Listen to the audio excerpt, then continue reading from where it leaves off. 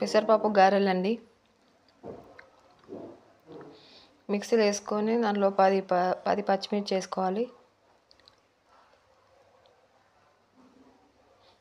1 spoon జీలకర్ర, ఎల్లిపాయలు mixie పట్టుకోవాలి.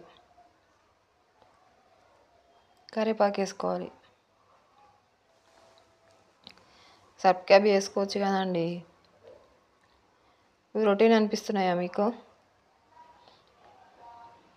ఇలా గారెలు ఎక్కువ ఒత్తుకోవాలి. పెసరపప్పు గారెలు.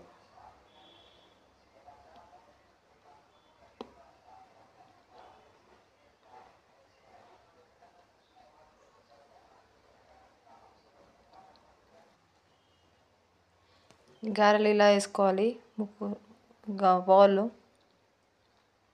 ఉంచుకొని ఇలా తీసుకోవాలి. పెసరపప్పు గారెలు రెడీ అండి.